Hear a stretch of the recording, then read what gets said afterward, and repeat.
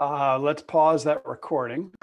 We gather on monthly calls for future capital conversations, and it's a way for us to gather to share in each other's work at an individual level, bilateral level, and a collective level. We have an amazing lineup for today. Let me just talk a little bit about what to expect for the next hour and a half. If you choose to hang in there, hopefully you will, for the next hour and a half.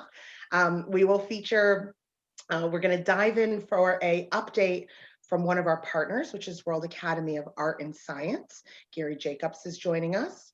We have three amazing individuals that will present their work and will allow space for you to ask questions and participate as well with your questions. If you already have the question and it's burning, please feel free to get it out in chat at any time. You can add questions at any time for any of our speakers. After, we're going to go into one by one presenting with collaborations with questions and answers.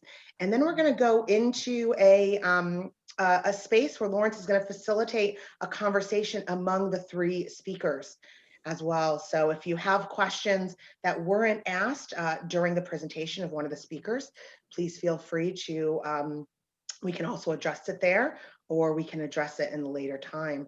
But let's dive in. I am excited to pass the baton to Lawrence Ford. For those of you that do not know Lawrence, we deal with the analogy that I like to use sometimes is a veggie burger, where the bottom of the bun is the transformation work.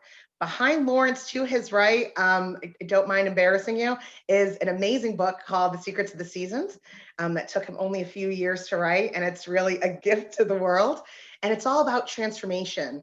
And it's all about helping individuals realize that the main thing we're here to do on Earth is to find our reason for being here. And that all the transformation work really tends to revolve around those teachings with the secrets of the seasons. Some of the work that we're doing at the at the global level is this right here, is Future Capital, which was born about 3 years ago, but it was being born to the world long before that. And it's the work that we do with each of you, the work that we're doing with the United Nations, the World Academy of Art and Science, and really kind of coming down from the top down for change and transformation. Now, in that veggie burger, that meat in between, in the middle, is all revolving around while the developing worlds are struggling and striving for food, hunger, and survival, the developed world is starving for meaning and purpose. Conscious capital wealth management is leading a revolution in the financial industry to bridge those two worlds together. So that's really a little bit more about us, but now I've talked enough. Lawrence, I'm going to pass it right over to you. Thank you, Heather. We have actually most of you. It's so great to see everybody. We have this ongoing joke, which most of you know at this point. When I say I'll be brief, everybody laughs. But this morning I'm actually going to be brief. And I guess I'll check in with everybody else to see if I followed through in a few minutes.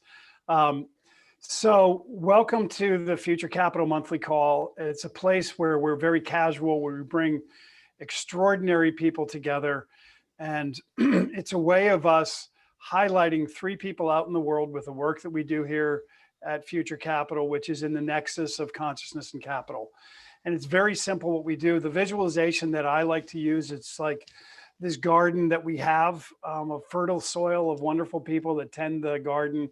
And we have three people come through and drop seeds in for the work that they're doing around the world every month. And excuse me, the outcome of that could be a couple different things. One is just individually, we can be just inspired, which is going to be impossible, by the way, not to be when you hear these three people today and the work they're doing. The second thing is really bilateral, which is, there might be something that you're doing out there in the world that you're like, yes, what a great connection. And you'll have the ability to reach out to them to further your work and work bilaterally with them. And then there's the collective, and that's at Future Capital. When things start to take root in our garden, we start to give them a little bit more watering. And those can become working groups here at Future Capital. And we often will highlight those at the beginning of some of these calls. But that's really what we're all about. As Heather was saying 3 years ago or so, our wonderful, wonderful partners at the United Nations through the Office of Partnerships, Will Kennedy, who's an absolute absolutely amazing human being, and Chantaline Carpentier from UNCTAD of the Trade and Development, are formal partners of us here and are very supportive in all of the work we're doing in this nexus of consciousness and capital. And for those of you, I know on this call that doesn't sound too strange, but we like to really express those as the obvious here.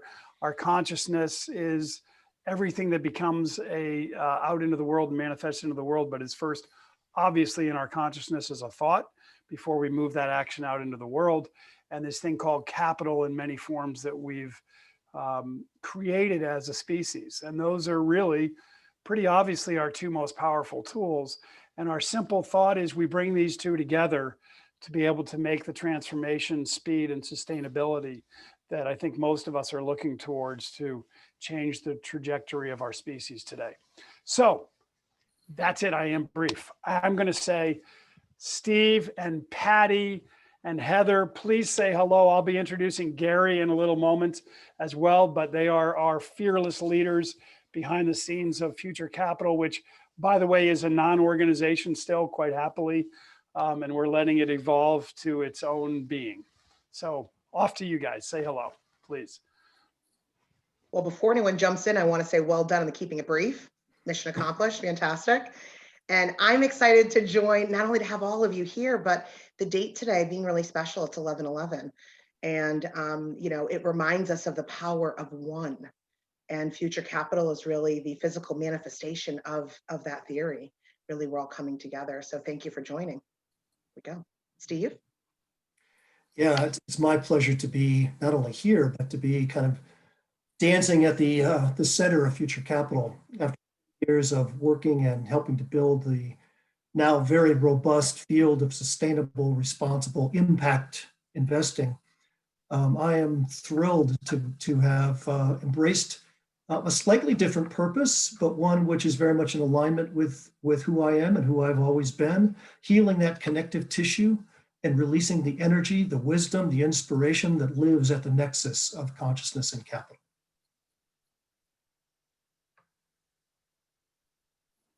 Hi, everybody. Welcome. And I'm calling in from Mexico. And I guess just because we have these veggie burger analogies and these garden analogies, I'm going to offer another analogy, and that is the essence of Future Capital to me is the consciousness, which are like the roots of a tree, the root system spread out underground. We don't necessarily think about it or see it, but it's definitely there, giving life to everything above. And then the capital are the branches and the tree that's above the ground. And Patrick, if you were at home, I would have you step aside and show us your photo, because you always have that in the background, that tree. So I think of Future Capital that way, and it's that intersection that we are dancing with today. So there it is, dancing, veggie burgers, gardens, and trees. Welcome, everyone. And brevity. Awesome. Yes. Very cool. So listen, let's go into a moment of silence. We like to do that before we get going, just to bring everybody centered and bring everybody home inside their being and inside the awareness of us spinning around on this little ball here at 1,040 miles an hour or so.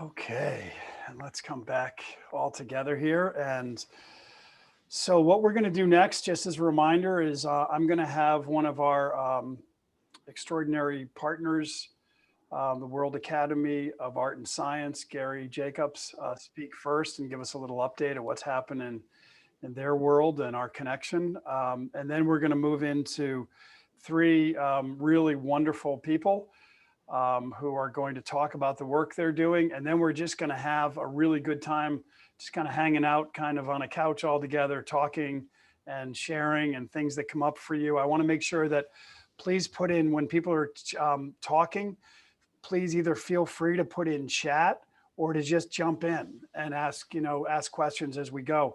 We've only got about, 40 to 50 people here today. So on this call, it's not going to be overwhelming if you just want to jump in, and I'm sure everybody will work out. It'll always work out wonderfully. So Gary Jacobs, I am so honored to introduce you, and I think probably most of all call you a dear friend, and so blessed to have run into you in this lifetime. And Gary is the CEO of the World Academy of Art and Science.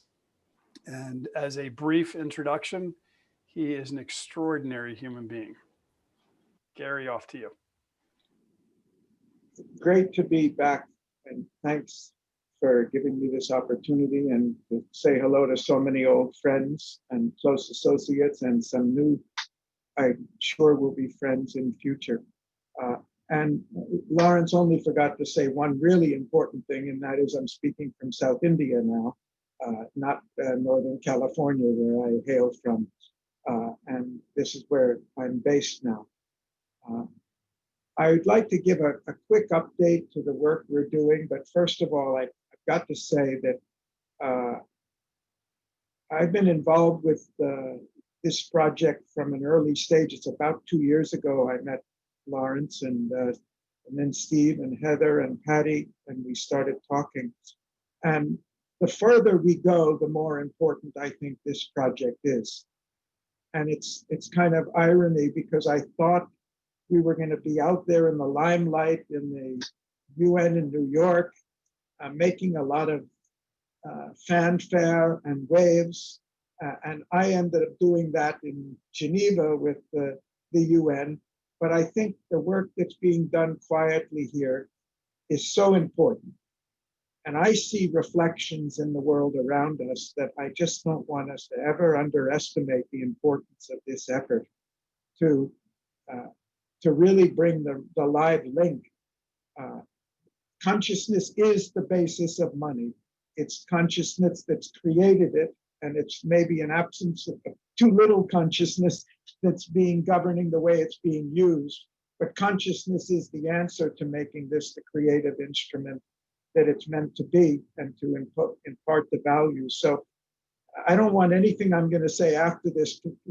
This is my central thing that I want to say. Briefly, what we're doing in the Academy is we have a project with the United Nations in Geneva. It's called the it's called the Global Leadership in the 21st Century. And we have been partnering with the UN for now about a year and a half on the argument that we have global challenges that appear to be insoluble because of the breakdown in multilateralism.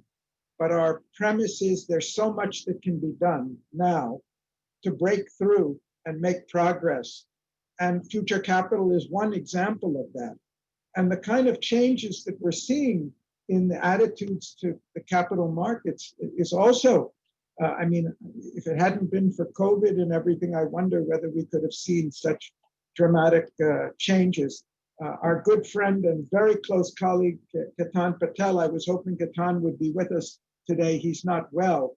Otherwise, I would make him do the talking, but he sent me a report just yesterday, which some of you may have seen, predicting that in the next few years, that the ESG-based green bonds and the funding will be up to about $45 trillion.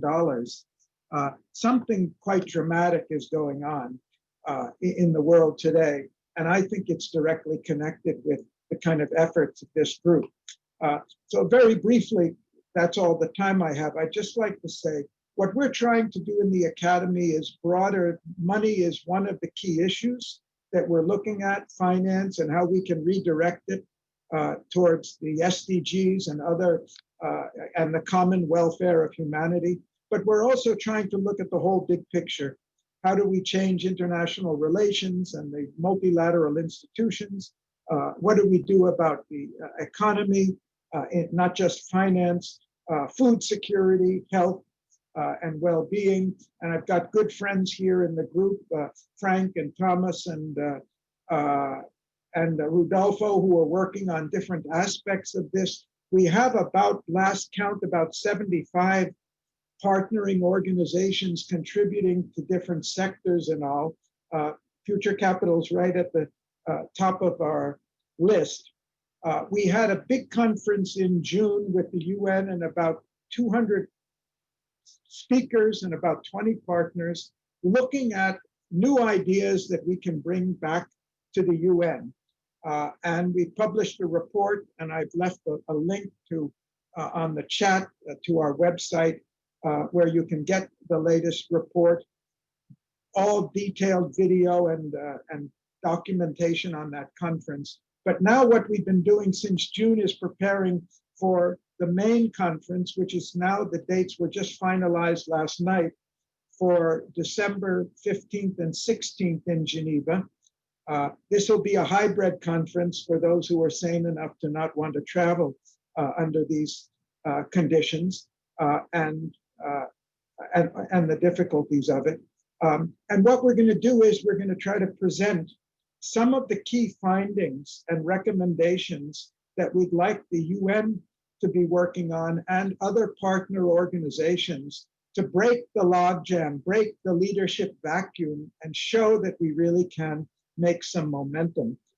If we had more time, I have issued a number of invitations to our friends in Future Capital. We welcome ideas, strategies, what you're working on that can be used at the macro level, because this conference is really addressing the issues at the macro level. A number of us are working at the micro level. So that's the next step for us. We also are partnering with the World Summit of Nobel Peace Laureates on a very exciting program as part of the Geneva event. They're going to bring about 500 youth leaders from different youth organizations around the world, because we are really convinced, I think we all are, that the next generation has to really weigh in and put them the weight behind this movement for real serious change. And this is the largest event that we would have been associated with youth organizations.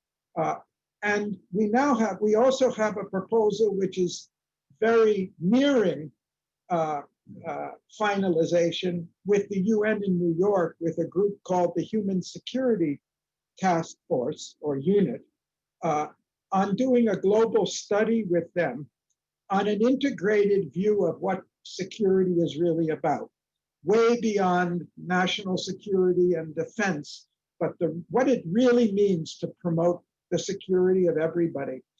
And that has in health and education, in environment, obviously, and in governance and human rights and all. And of course, what money has to do with that.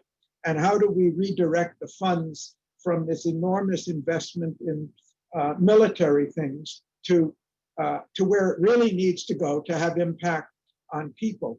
And we're working with this HC unit on a report that they're writing now for the Secretary General. And we're going to be going out and polling groups and individuals in all different sectors, from academies to youth groups, NGOs, civil society, and so forth, on this concept of what type of security we should really all be working for together for the common good, and how do we go about doing it better.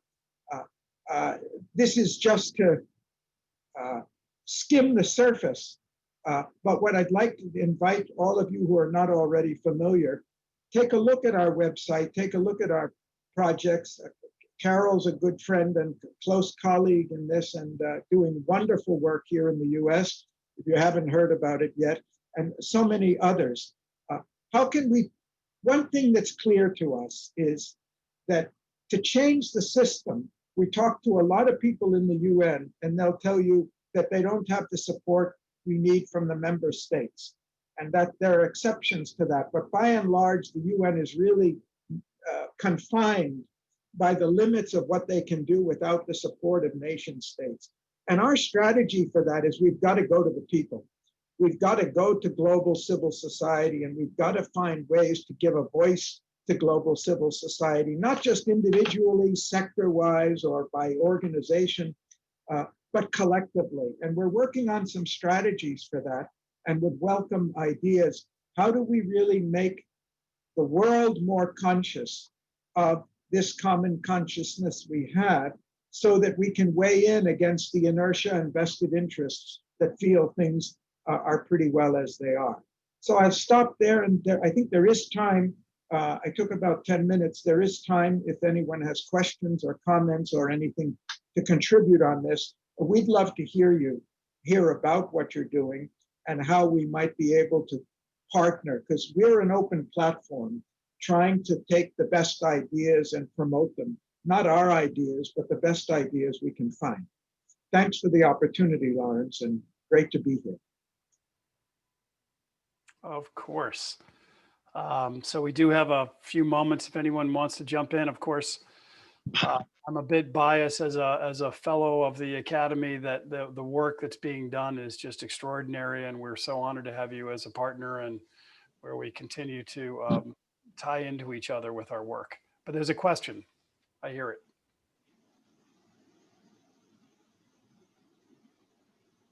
Somebody had a question, I think, when they unmuted, and then I interrupted them. There was a Diwali firecracker going off here, so maybe that's what Beautiful. Oh, is it Diwali? it's going to be, but they can't wait. So Yeah. Excellent. too soon. Outstanding. All right, well, let's move right on so we have some extra space on the backside. And I'm going to hand it right over to Patty and Elsie, and you guys take it away. Thanks so much, Gary. Great to hear all of that, that fantastic report from the World Academy. So it's my honor and privilege to introduce Elsie Mayo. She is an international thought leader who has advocated for decades, long before it became fashionable, for the importance of the role that authenticity and social values play in business, while simultaneously driving economic value. Her clients include nation states, premier companies, global financial institutions, tech startups, etc. Elsie's work not only emphasizes the important role of business in society, but she helps others to see the essence of their gift at driving that role. Anyway, there's much to say about Elsie. I consider her a dear friend. Please visit her website to discover more about her work. But I just want to say one more thing that you won't find on any website. And that's what Elsie's superpower, in my opinion, is her gift to listen deeply and then see into the essence of a thing. The very thing that is at the heart of a person or a situation, what's in the space between? Like when here's the tree analogy again, like when staring up at tree branches and you see the space of sky, the shapes the sky makes between those branches, that ineffable thing that naming gives shape to, and it will forever enable you to not unsee it. So, Elsie, welcome. I'm really, Thank you, really happy Patty. you're here. Thank you. I'd like to open this up with a question. I'm so happy you're here, and these are such interesting times. Given your perspective, what do you see as some of the essential dynamics of what's happening underneath in that space between. Well, thanks. Thanks, Patty, for inviting me here, opening this up. And thanks to the entire team for the opportunity. You know, when these opportunities come up, it's my whole world turns upside down, because then it's like, okay, what do I have to contribute to this conversation? And I think that that's actually where I'll start. At this moment, and you know, when you also asked, what is it that we do? So as Patty said, yes, that's part of what we do. And I was thinking, we anticipate what's coming down the pike that's material, emergent trends, and then see the acupuncture points, and then help clients either build capacity to manipulate those, or you know, essentially just kind of whisper in their ear as they discover that themselves. What we're feeling now is, and I'm speaking to you from New York, so I'm in the States, and we're in the midst of, you know, what's going on with the election and with COVID here. It feels like the universe has handed us an engraved invitation. And it's not like it didn't invite us earlier to this show, but the trauma and the existential threats and crises that I'll say we collectively, humanity, are experiencing now, as Gary alluded to, is a crisis that we must take advantage of. And it's not like we didn't see this coming, but the difference now is that we feel it. And that leads me into one of the main inflection points that we're invited to at this time, collectively. And it is to dive into our felt experience of what it is to be human and what it is to be living system. And I say this because we've had this opportunity, but we haven't done it. And I'm going to share a screen now. This is my favorite slide. Those of you who have been at my recent presentations will say, oh no, she's showing that again. But some of you haven't seen it. And I want you to, because this is for meditating. You know, here are two lions lounging around, essentially congratulating each other on their positions in this landscape. One saying to the other, I like that, compassionate predators. I posit to you that this is the position that business has taken, the stance it has occupied for the past 20 years through something called the sustainability movement.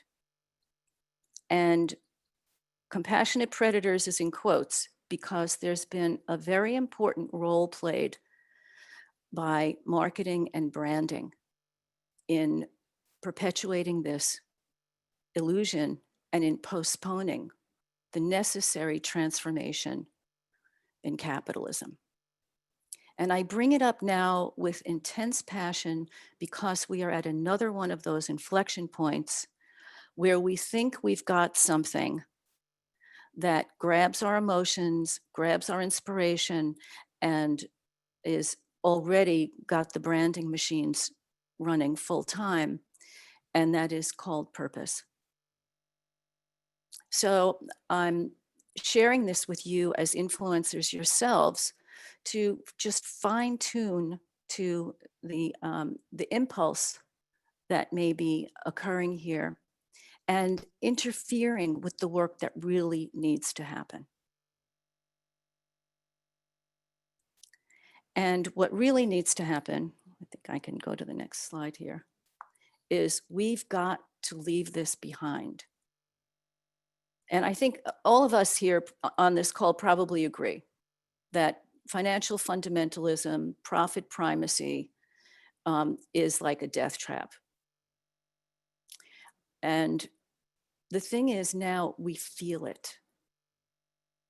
And it is, we feel it personally. The pandemic has just been, this is the engraved invitation. Okay, you won't get it rationally, well then get it emotionally and feel it in your well-being, your health, and the death of your friends and family, etc. And how it reveals the predation that really has been under the surface, at least in my consciousness. When with Black Lives Matter,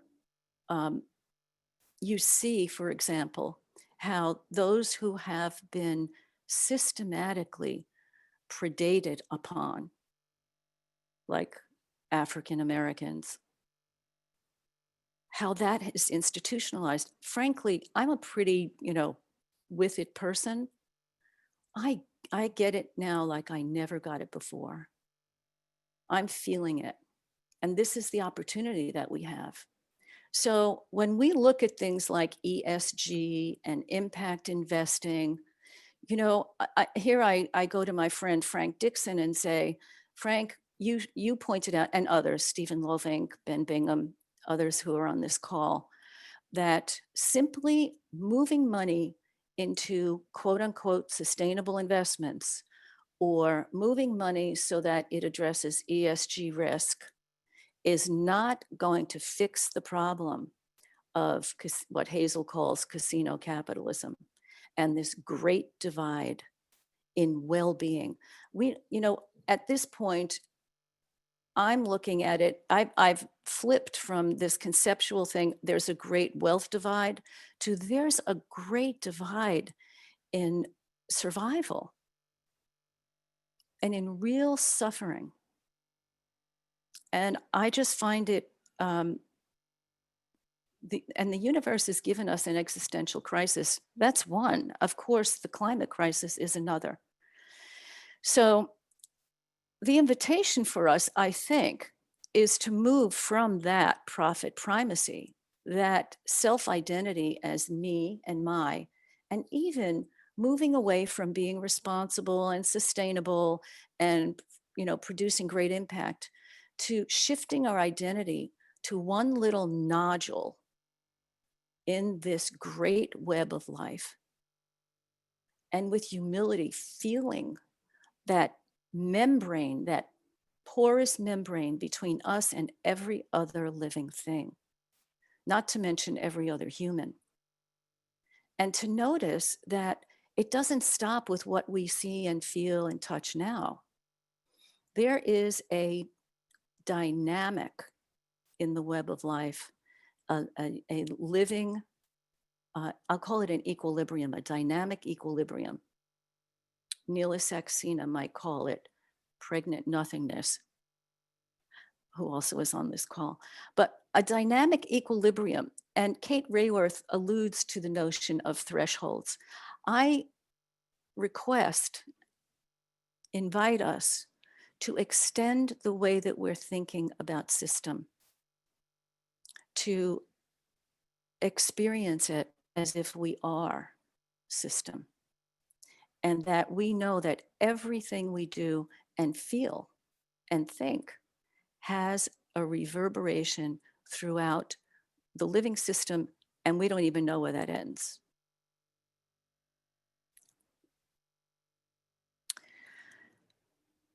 I think I'm going to take a pause here. I just want to check in with you all and see, how is this landing with you? Because I feel so passionate about it, and I want to know what's resonating out there. So Elsie, being a chiropractor, I mean, I was educated in whole system analysis, basically. And looking at a a photograph of us this morning before our call, and just pondering that there are trillions, 30 trillion of those that make up just our body, let alone, you know, how permeable how permeable we are to the whole universe. So I love this perspective. And, you know, I think you're just pointing to reality that we compartmentalize even into these separate bodies and forget to see that consciousness. You talk Elsie, about, okay. oh, if someone else has something to say, please. Yeah, if I may, I was just going to say that I just finished a little study for the EU on nanotechnology and its use by the food industry. And you'd be surprised to know the number of these substances that are already in the food supply and also feed and in agriculture. And yet, if you look at the statistics of spending on nanotechnology, you'll discover that only about 2% are on safety, toxicology research, and 98% is on pushing ahead with innovation. In other words, there's a lack of ethical concern, or rather the ethics comes at the end of the line rather than at the beginning. And you get this runaway juggernaut of innovation, I call it, that doesn't ask the question of ethics first. And the ethics question is the systemic question, because systems are rule governed. They, you know, like societies, for example, depend on the rule of law. And if you don't uphold that, if you don't have systems concerns or thinking, and ethical thinking, then the system breaks down. So I think the predators are there, you know, in being compassionate, as you put it. Simply, you know, it's the time has come for people in powerful positions to realize that in order to uphold the system on which they themselves also depend, they must think in terms of the system's consequences of their actions. Thank you. Yes. So I think I want to just kind of wrap it up. Am I close to my time here, Yes. Patty? Yes. Okay. So I'm going to wrap it up. There's a whole lot more to say, and I'm not going to say it now, but I would like to end with what I think are the 3 acupuncture points for us to attend to. And one is we must face the rupture in trust between civil society and its institutions. And just looking at the US today is a case in point. And there's something that business can start to do right away to start to mend that. And it is about, and marketing is one of the vehicles, that marketing needs to marry outcomes. That marketing needs to become that empathetic voice of civil society. And Gary, here's a point. You're talking about global civil societies and influencing them. Well, guess what? What used to be a consumer isn't a consumer anymore. There's even shame around that term. That global civil society, that the identity of what was a consumer is morphing into citizen journalists, citizen activists, citizen employees. So I suggest that you consider how a collaboration with corporate marketing and the transformation that is happening there become a vehicle for the kind of influence that you're talking about. So that's the first thing. The second is we have an opportunity to truly accelerate this evolution into system identity. And it is through things like personal development. It's the work that Otto Scharmer's doing. It's what Neela Saxena and Frederic are doing with Anima Mundi. It's work like embodiment. It's about connecting and going down deep. It's also part of leadership development. All the big consultancies now are talking about these purpose programs, and they start with that. So integrating that. And then the last thing, I think we need metrics for equilibrium in the meta system. And maybe Lene is going to talk about that later. Thank you so much, Elsie. Really appreciate your insights. And you did not disappoint. Thank you. I caught a couple of those in chat, Elsie. If you get us a moment, if you could just highlight the third one a little bit when you get a chance, and or edit my my summation. But that was fabulous. Awesome. Thank you so much. And thank you for the work you do out there in the world. It's so important. Steve. Yes, Elsie, thank you Joe. for who you are and all you do. Let's everybody just take a breath. And with that, it's my honor and privilege to introduce another extraordinary human being, Joe Lopardo, who is, well, nothing I'm going to say now is really going to stand up to who Joe is. But we'll just use this as a backdrop, or as a way perhaps to establish some realistic expectations in terms of what we might hear from him today. He's a tech savvy guy. He's an guy. He's, hearkening back to Patty's comment about Elsie's superpower. I think Joe's superpower is catalyzing conscious evolution.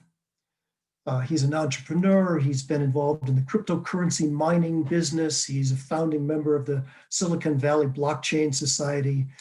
He's the architect of the Lumen Society, which is a global private invitation-only community of conscious funders, including family offices, institutional investors, et cetera.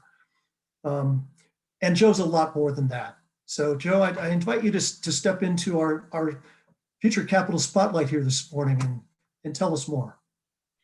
Thank you so much, Steve. I really appreciate it. I got covered in chills when you shared with me what you believe my gift was. So I really appreciate that. And I'm going to do the best to speak from my heart today for each and every one of you. I also love that, I think in my bio, you were saying I'm a family man and I love adventure, which is all just so true. So thank each and every one of you for having me here. It's a true honor. So I'll share a little about Lumen Society and we'll sort of go from there. So Lumen Society is a private invite-only community of what we call conscious investors. So think high net worth, family offices, angel investors, institutions, philanthropists, really focused on two missions. The first mission, we call it Evolve Ourselves. And that's really giving individuals in the community access to the tools, support, guidance, like-minded community members, top facilitators to continuously help them grow and evolve into their best and their highest self, and really ultimately reach their highest potential. The second mission, we call it Enable the Evolution of Others. And that's where we really talk about bridging the capital, the resources, the networks of these community members to the top funds, organizations, companies, and initiatives that are helping to evolve human consciousness for the greater good. So what do we mean when we say human consciousness, right? That's a pretty loaded term, and consciousness gets thrown around a bit here and then now. We sort of view evolving human consciousness as this beautiful broad umbrella. And within it, we have, mental health and wellness, or behavioral health, or psychedelic therapies, or human flourishing, or ending of human suffering. Really anything that has to do with helping individuals go from, let's call it not so great, anxiety, fear, PTSD, depression, to baseline, and then baseline to better than they could have ever imagined. And that's really where that awareness and that consciousness piece comes into play. And if we think about what we're really building with Lumen, we're really working on building that flywheel where we're helping the individuals with the capital, with the resources, with the networks on their respective growth journey, meeting them where they're at, right? And continuously helping them grow and evolve and awaken and become more open to these concepts and wanting to fund the right initiatives and the right opportunities and the right organizations. And as that's happening, we're then based off their interests and their mandates, aligning them with, the top funds and organizations and opportunities in that regard. And then, one of the last pieces I'll say is we really wrap everything in this container of like authenticity and vulnerability and speaking your true voice. And it's just become such a safe container for members. We're only about 10 months old, currently about 140 members right now. And about 70% of those are, what we call like conscious funders on the investor side. And about 30% are what we call founders and change makers. So a founder might be an individual for a top organization that's helping to evolve human consciousness on a global scale, as mentioned. And a change maker might be, top academics like, the head of human flourishing at Stanford, or, top researchers or scientists like, Dean Radin, with ions and whatnot. So really what I see us slowly becoming is one of the many, but one of the really meaningful hubs with the top founders and investors and change makers that is really helping to propel forward this movement around evolving human consciousness forward in a really meaningful and authentic way. And I think, what's super important, talking about like what was shared earlier, is not just focusing on, putting money to SDGs to put money to, to SDGs, really focusing on healing wounds, right? I think from my standpoint, what gets me the most excited is how do we heal wounds to continuously step into our infinite highest potential, right? And if I think about sort of, a little bit about my personal story, from the age of 4 to 14, I was really in a mental prison, right? I was tremendously anxiety ridden, afraid of the world, put so much pressure on myself, wasn't clinically depressed, but was definitely depressed, tremendous anxiety. Around the age of 18, I came across a couple of resources that sort of sparked we can call it an obsession for, achieving our highest potential, stepping into our best selves, if you will. But it took me about, 13 years, for 12 years of that journey, quite frankly, I felt like I was dropped in the middle of an ocean, swimming as fast as I could, trying to find land with no real guidance or direction. And it wasn't until this past year that it's been the most ridiculous rocket ship I've sort of, ever witnessed, which has been so fantastic. And then obviously our outer world is a reflection of our inner world. So it's all catalyzed in beautiful ways. But again, what if we can do that for the individuals that have the capital, have the resources, have the networks and the reach, and then can propel, the right companies and initiatives forward around that mission as well. And, we're helping sort of the greater good also there. So I'll pause there for a second and leave it open for questions, but I'm so genuinely humbled to be here. And I just feel so tremendously grateful for Lawrence, for Patty, for Stephen, and for Heather, who's just always like the most beautiful, bright, shining light in the world. So thank you all. And thank you everybody for hearing me out. And I'm so honored to just answer any questions that anybody may have. Well, I'll jump in with one, which I suspect might be floating around in the minds of some others on the call. So as it relates to the Lumen Society, do you have a process? Does the group have a process for bringing deals, for bringing ideas and opportunities? Or is, do you kind of leave it up to the individual members to do their own thing? And you serve, or Lumen Society kind of serves as a place where come together to evolve themselves and to enable, and to become enablers of those who want to make the world a better place. Help us understand a little bit more how that works. Yeah, it's a beautiful question. The way the community's worked is it's all nomination based, right? So to keep like the intimacy and the trust in the community. So members are nominating other members. We've also focused for the most part on sort of bringing in the right investor community up to this point, knowing that if we focus there, the right companies, whether it's startups or organizations or funds, would sort of percolate. So the current process has really been mostly members nominating other companies that might be a good fit, or nominating top tier founders that might be a fit. And then they would typically come in. And then we're doing a process of vetting. And what I would say right now is, we're in the process of being 10 months old, going from 140 members we're bringing on new members and sort of having these gatherings and really going from that stage to now, okay, we're building the systems and the structures and just like the baseline foundation and putting that in place to allow us to scale to an organization similar to like a YPO or a Nexus type size, right? And really just given the nature of our focus and focusing on evolving human consciousness, we believe that, we can and already have seen exponential impact come from our members and helping to also not just fund new initiatives, but also propel forward their existing initiatives because all these members just are working on such amazing things as well. But in short, most of the companies that we're showcasing to the community are coming from sort of, nominations that, through the current members and whatnot. So your members are bringing great ideas to the community itself. Mhm. If somebody wants to present an idea to your community, do you facilitate that process? Yeah. Or So again, right now, somebody coming from the outside, wanting. Yeah, great question. Yeah, I would say right now, we currently don't have a formal process for that, but I think Heather had put my email in the chat, and we are again super blessed and grateful to be allies with Future Capital. So more than happy to chat with anybody who would love to explore more for sure. So it's a great invitation, and I suspect you didn't say it exactly, but let me just ask. What do you need from us? What can we do for you at this point? What can we do to enhance your ability to be even more positively impactful in the world? I appreciate that. I think just, as anybody in this community comes across sort of, just investors that care about sort of this consciousness evolution piece, right? And they care about funding that aspect. And they also themselves care about, doing the work, for lack of a better term, and also they understand it at a core level, and they have the curiosity and the openness and the integrity, and their heart centered. Like that's somebody who would probably really enjoy being a part of our community, right? And then what I would say as well, which is just a good invitation, is the way we're viewing this is like we're driving this ship forward. It's like this beautiful mission of like evolve ourselves, enable the evolution of others, and as the right allies and partners and synergies align, like we are wide open doors open. We don't see anybody as a competitor.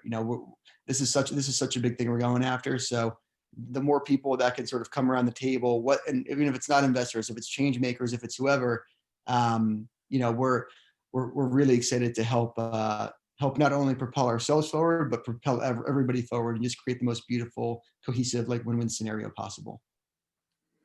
Thank you so much. I'm reminded, as a quick closing comment here, I'm reminded of a piece of advice that my friend Susan Davis offered probably 25 years ago as we were working together to build this sustainable, responsible impact, ESG, pick your terminology, industry. She said, we gotta throw good parties. So I'm assuming, I want you to confirm this, but I'm assuming that the Lumen Society throws a good party. Is that right? Good social distance parties. No, so we were doing more in person, and then actually COVID, has been a blessing in disguise, specifically for allowing us to go much more global, much quicker, right? But given my love for adventure, it'll definitely be fun to incorporate some really fun, just some really beautiful and intimate and authentic. And I love, Future Capital also focus on the authenticity piece, and like that's all we are, right? No shields down. Like this is such a safe container. We create the same exact safe container. People are crying on calls, just like such a safe and intimate container. And it will be fun to throw some in-person parties once we're able to, for sure. Absolutely. We got to get back together as human beings. Thank you, Joe. Thank you so much. Thank you. Such a pleasure. Lawrence, I'm going to pass this off to you. Thank you, Joe. Great to see you, and thanks for the great work you do. Now off to my buddy, Lene, Rachel Andersen, who is, I've got the formal stuff, as you can imagine. I will behave, and I'll read some of your formal stuff. But if you want to know Lene, this is Lene. I met her in Croatia, and it was like at the end of the World Academy of Art and Science meeting out there, which is so wonderful. The whole thing was over. I was like really tired. I didn't want to see anybody. I just wanted to like sneak out for a little bit and get some food because I had to get up in a few hours for the flight home. I walk out and our paths just go boom. And so we took this walk, this stunning walk together to nowhere, and found ourselves off on this cliff at the edge of Croatia having this conversation. And I got to In the sunset. What's that? In the sunset. Oh, I forgot about that little detail. It was like the sky. It was amazing. It was perfect. It's like this literally a hole in the wall that if you tried to find, you could not find it. Into this little place that was this bar, and just incredible. And so what I met there, other than, you know, falling in love with the synchronicities of life, of which I pay very close attention to, was an amazing, beautiful woman with an incredibly big heart. And as important, I still have no idea how all of your brains fit in that head. So here's my formal part. And oh, by the way, written 15 books when it took me 13 years to get my first one done. So she's amazing. She's prolific. She is an economist, an author, a futurist, a philosopher, a Bildung activist, and the co-founder of the think tank Nordic Bildung and the European Building Network. I've got a lot of other things to say, but I'd rather get you to know her first. I think one of the most important things that I'm so excited about in the work you're doing is in not only the personal transformation work of consciousness that we need in this world at its core, which is the core about, you know, really what we're all about here, but also following the history and the practices of what's happened once before. It's like most people don't realize we've already done this once before, folks, right? Yep. Yeah. So, I mean, nothing new there. Almost. Thank you, Larry, for the introduction. Right. So how do I begin here? So I'm gonna describe what Bildung is for those who don't know what it is, and actually even for those who use the term frequently. There's a lot of it's a hard thing to describe, but what I've boiled it down to now is that it's two kinds of knowledge. And so it's the knowledge that you can share with others, and it's the knowledge that you cannot share with others. So for instance, the knowledge that I can share with others is how to fix a bicycle, or it's teaching French, or it's giving history lessons or teaching science, and we can share this knowledge. But the knowledge that you cannot share with others is your emotional development, so your emotional depth or your moral aspirations. And your emotional depth comes from, falling in love, making mistakes, having friends and being a good friend, perhaps being a not so good friend, and reading other people's reactions to the ways that you behave in this world. So these are life experiences, and they deepen your emotional register, so to speak. And then you can also have higher moral aspirations. It's really hard to transfer your moral aspirations, your ideals from yourself to other people, or taking in other people's moral aspirations. So that I mean, those are two different kinds of knowledge. And regarding the kind of knowledge that you can share, that is very much about how do you relate to the society in which you live? Do you understand the society where you are? And you can't really thrive unless you understand the society that you're in. And that's where education comes in. And that's why we do have schools. And I would actually like to share a few slides. I wasn't preparing on doing this, but I realized that it might actually be the best way to go about this. So if somebody could make me a co-host, I think that would be great. Lene, you should just be able to hit share screen. And Okay. it should pop up. Let's see. So let's see if this works. Can you see my screen now? No, we got it. Yep. Perfect. Good. Excellent. So it's called the Bildung Rose. And I'm going to see if I can, yeah, there it is. And so really, this is a picture of society. And really, it's any society. All societies have these 7 domains: production, technology, aesthetics, power, science, narrative, and ethics. I'm going to elaborate a bit on all of them. And the idea here is that as society expand and become more complex with more people, more advanced communication technologies, bigger areas, larger cities, everything, each of these domains becomes more complex. Production is, of course, food and shelter. Technology is anything from a stone axe to a modern computer and iPad. So, I mean, with evolution in culture is also evolution in technology. Aesthetics is any kind of music, art, body ornaments, clothing, architecture. Yeah, beauty of any kind. It can be entertainment. It can be avant-garde art. Power is the political power in society. It's our institutions. And of course, there's a huge difference between a hunter-gatherer tribe, a medieval society, and the postmodern nation state and even the global community. So power structures are in any society. And if you're gonna thrive as an individual, you need to understand the society in which you live. All societies have some sort of sciencey knowledge. Not all societies have universities and science, but all societies have knowledge and facts that allow them to survive. And in the modern world, we produce science, we produce new knowledge, we have institutions for it. And then there's narrative, which traditionally has been religion or mythology, myths.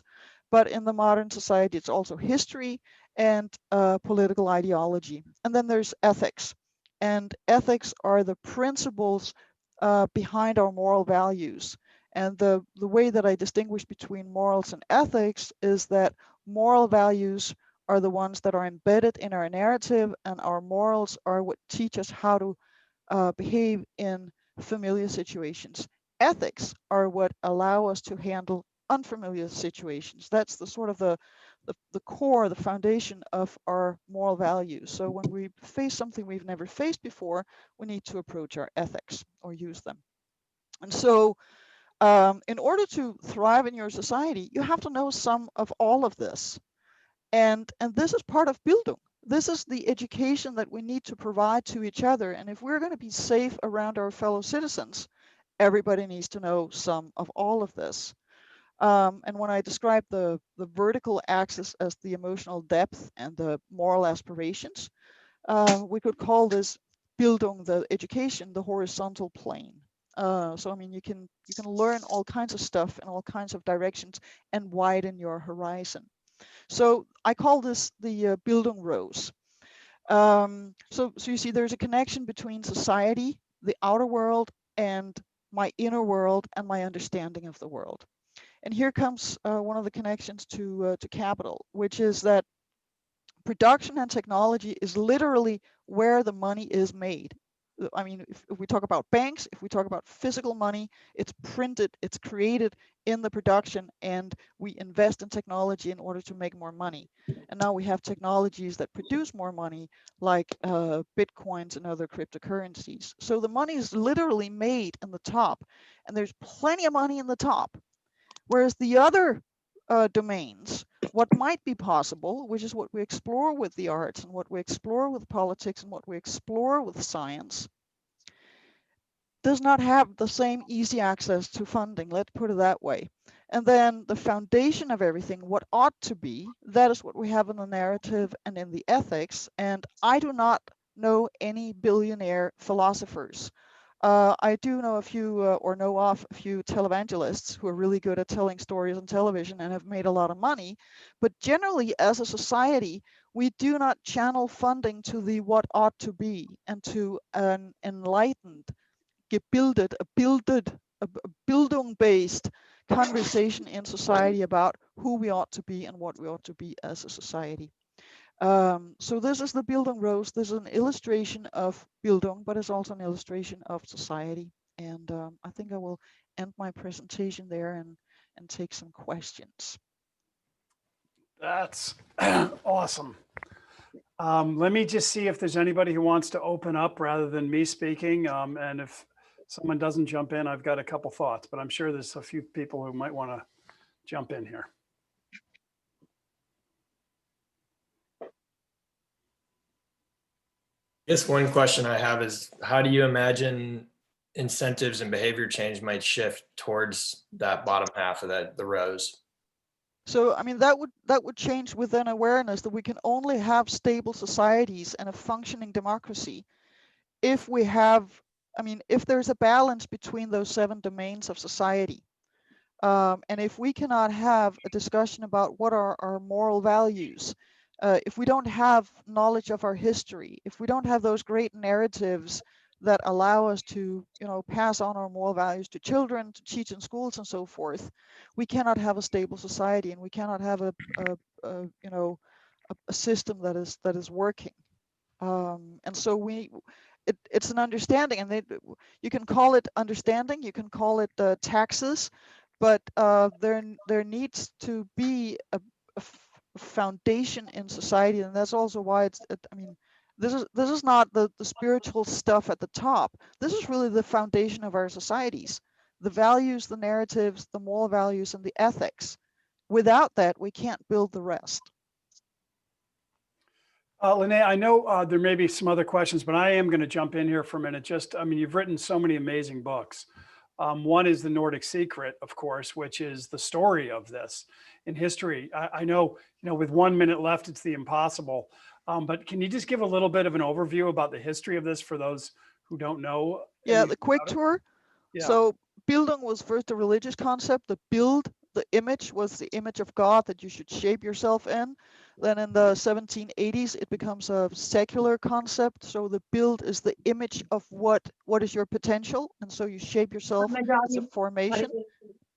And then and the Germans who explore this are of the bourgeoisie, and they only think of themselves with this philosophy. But in Denmark, it becomes popularized through folk Bildung.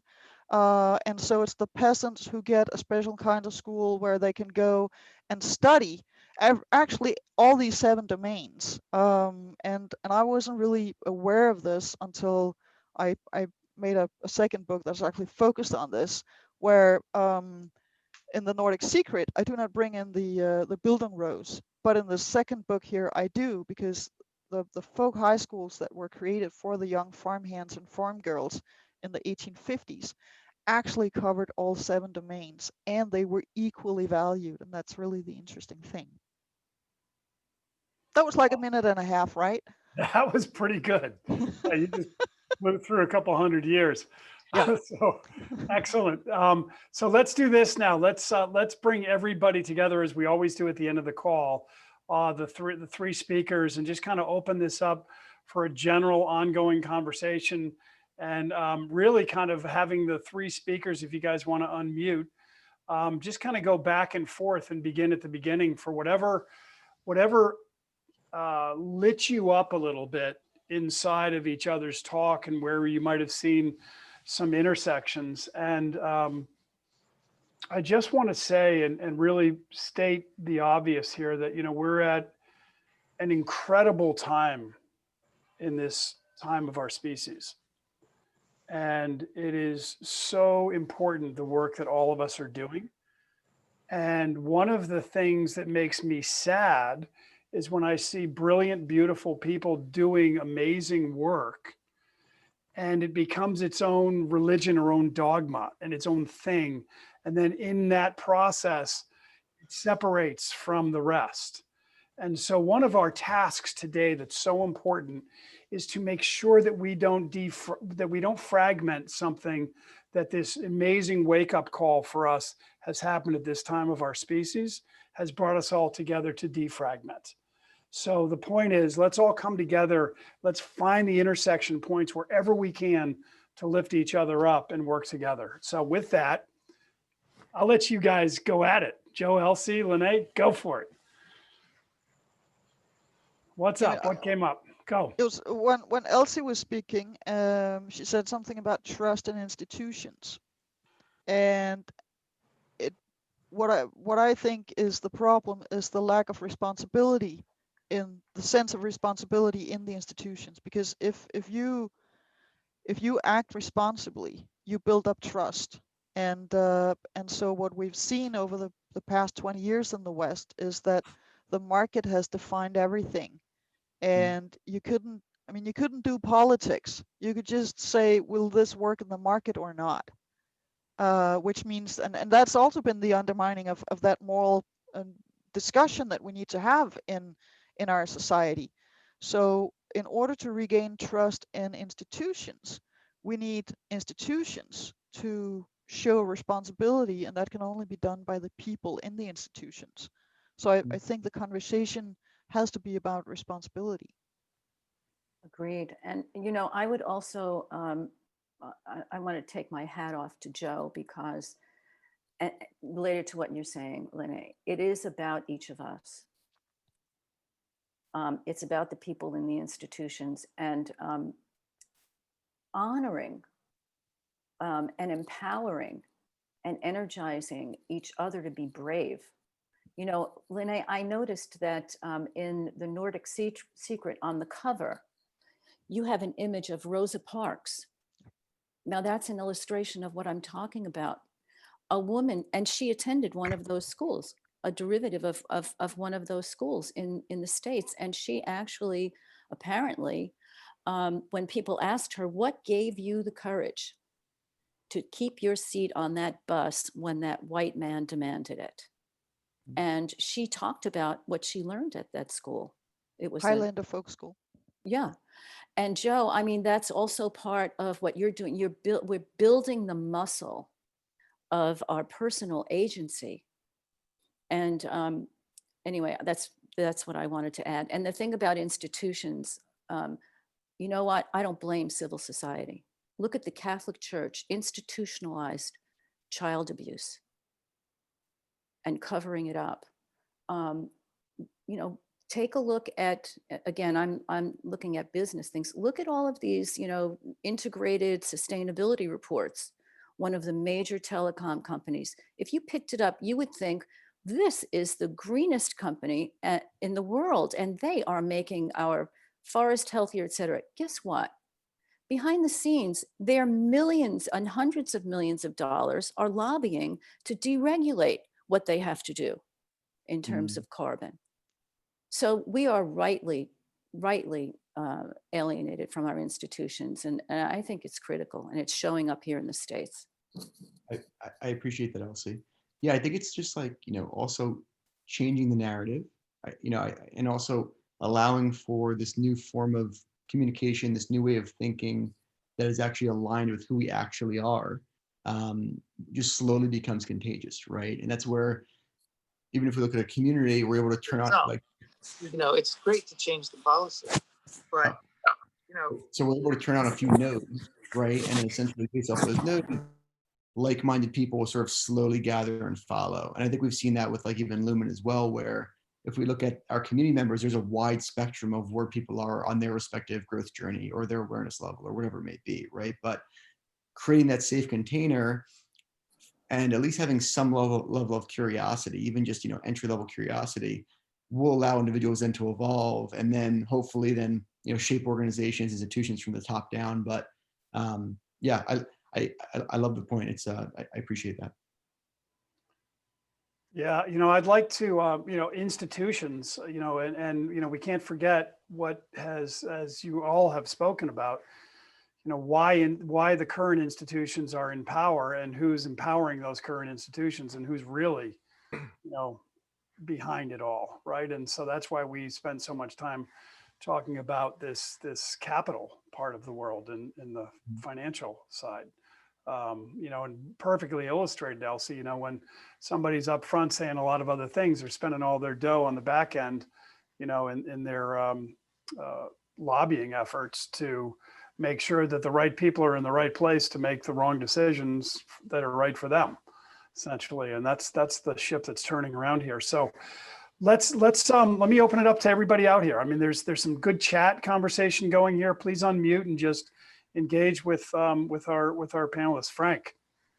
Well, I wanted to make a point. All three of our great speakers talked about consciousness. Lene, changing the basic values of society. Elsie and Joe talking about higher consciousness focused on the common good. And I think that is the foundation of change. Our current systems are a manifestation of the kind of competitive consciousness that Elsie showed with that great cartoon of the lions, that, you know, our systems come from a place of separatist thinking, and they wind up compelling companies and society to cause problems that they never intended to do.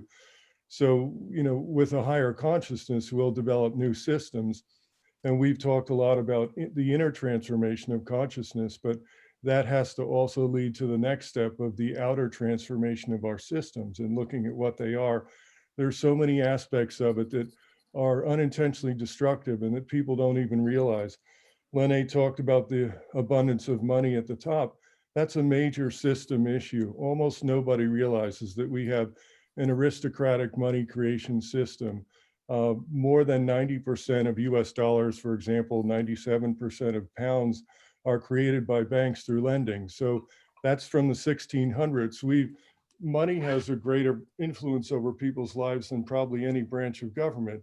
So we let the private sector create money. When government needs it, it borrows it and creates national debt. We could just make the money ourselves and not need national debt. We could have a lot more money available for funding the SDGs. And it wouldn't be hard to make that transition. It's one aspect of system change that, you know, so first we have the inner, but the inner has to lead to the outer, and there's all kinds of specific systemic changes. One is money. And in many cases, we don't even need higher consciousness to make those system changes. If we help people to understand the financial benefits of systemic change, like changing the monetary system, then we can get even lower consciousness people to push for system change because they'll make more money. Yeah, Frank, I love that. It's like, you know, what we talk about is part of the paradox or irony here is that it can be based on, you know, self-interest, right? And Yeah. Yeah, but don't let that be the thing that's running the show. Like, Right. that's the problem. exactly. It can Yeah. flip so easily. It's a slippery slope, folks. It's true. Very- I think one of the things that I mean, the best investment you can make as a society is in education, and of course Bildung, where it has more than, I mean, where you have the aesthetics and where you have the moral values and the vertical development. But in the you know, national budget, it's listed as an expense. But the better educated the population, the better the economy. So I don't understand why we don't appreciate education more, also from an economic perspective. Mhm. You know, this is one of the questions I've got, and this is so amorphous to me, I can hardly find the words for it. But there's a value to the impact of education on the well-being of the system. Yep. Not just on the well-being of the people, but on the meta system. And the thing that we're not measuring is the impact of our actions on systems. For example, with a corporation that is manufacturing the plastic bottles that we're basically forced to use, why is it that we have to pay for the disposal of that plastic, or the whales have to pay for it in their guts? Why is that not part of the accounting of the cost of production and distribution?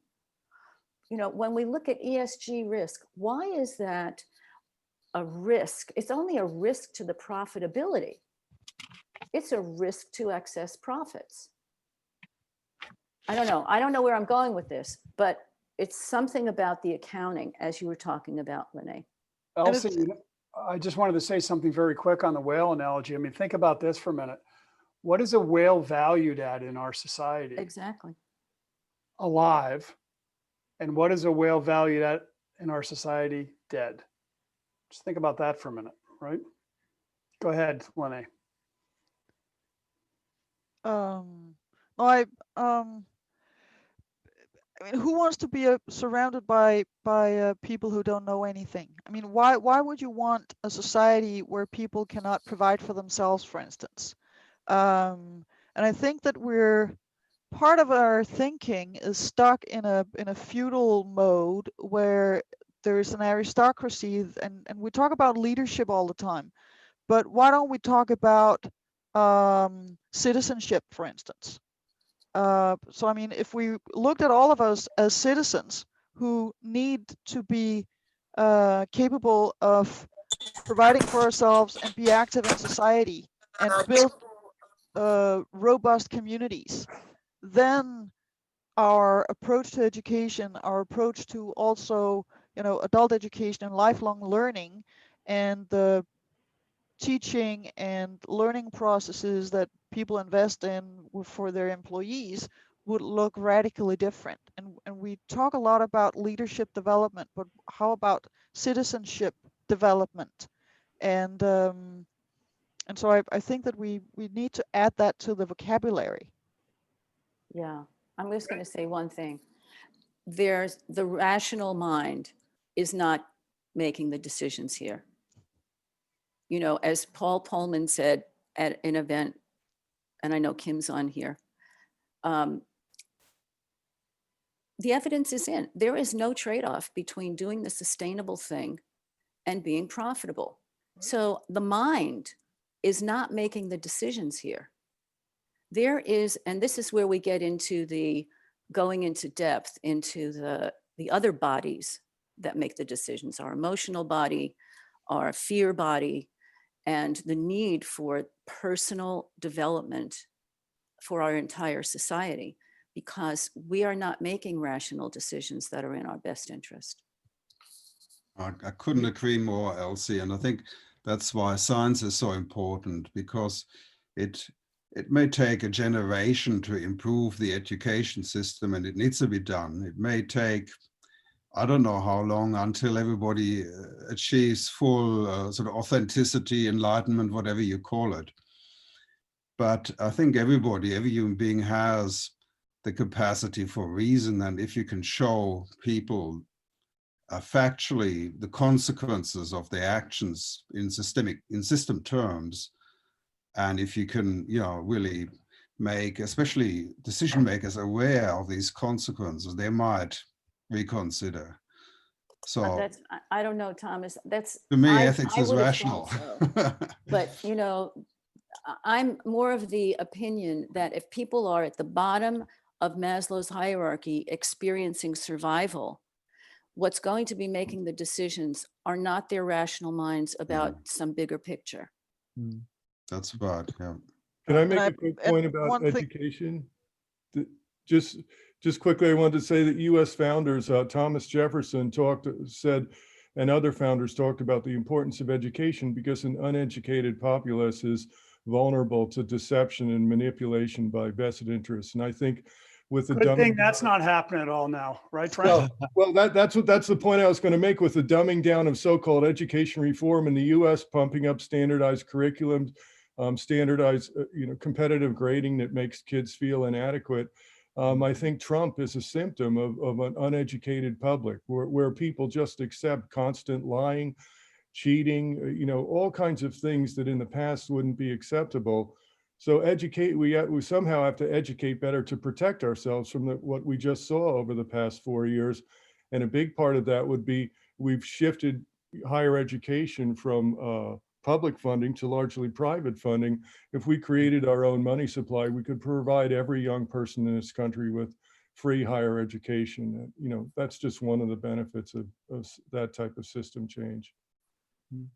So, I mean, if there's a political leadership that is explicit about education and the value of education, and if there were a teacher in the White House, for instance, that might change rather quickly, because it's about the public discourse and what kind of values that we focus on in society. I'd also just like to say it's about breaking cycles of generational poverty, and that involves health issues, as we've seen from COVID. That involves food deserts where people cannot, grow their own food or get to the kind of food that is at Whole Foods. It involves transportation. It involves employment.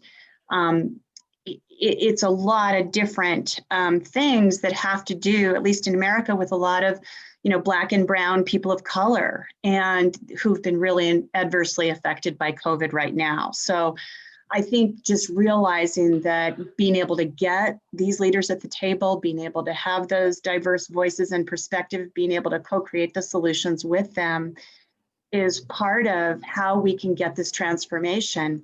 But sometimes our structures are still so hierarchical and of, you know, people from privilege, whatever, that we're not listening, we can't gather the information needed to be able to really move those giant levers. So I think there's just those complexities when you start talking about education, employment, housing, all these threads that go into those cycles of generational poverty. And then we can look at how can we break those cycles of generational poverty, because that will get us to education, that will get us to financial freedom, that will get us to employment that can lead to leadership and generous service and all those other things. So I have to be the guy right now, just for a second. We have like 1 minute left, but we'll run it right to the end. And I want to remind everybody that we continue this next month. We do this once a month. Please feel free to invite people who you feel will deeply resonate. We've got some great people joining us next month. And I'm going to kind of do the thing beforehand because I know there's some more things that want to be spoken here. Also, remember what this is all about. This is the individual, bilateral, and collective connections here to stop this fragmenting of ideas and reasons. So please reach out to everybody individually. Something sparked you, and also we'll see you next month. But in the meantime, I see some people unmuted, so jump in if you have a question. Ben, were you going to say something? Oh, I think it's probably too late in the conversation, so I'm going to just hold off, and I look forward to talking further. There's so many things to say. I guess I'll just say real quick, I think the powerful thing for me was the feeling that Elsie spoke with about that really this vulnerability in the membrane between the individual, and now we're talking about systems, and how, you know, there's this danger of losing the individuals. I actually like Goethe's idea that every single individual is a species, and that we're all part of a genus, which is humanity. And so, you know, just to keep that in mind as we talk about systems change, that we keep as much possibility for the uniqueness of every individual. That's all. Thanks. Speaking of unique individuals, thank you for that segue, Ben. Everybody on this call, some I don't know, but many I do know, are just extraordinary people. Lene, Joe, Elsie, thank you so much for the amazing work you guys do out there in the world. You know, we'll see everybody next month. We have a little kind of fun ritual that what we do is we go into a moment of silence at the end of the calls. And there's no prescribed time of when you drop off. Drop off when you feel it. And it's great to have everybody, and thank you for joining us. Thank you.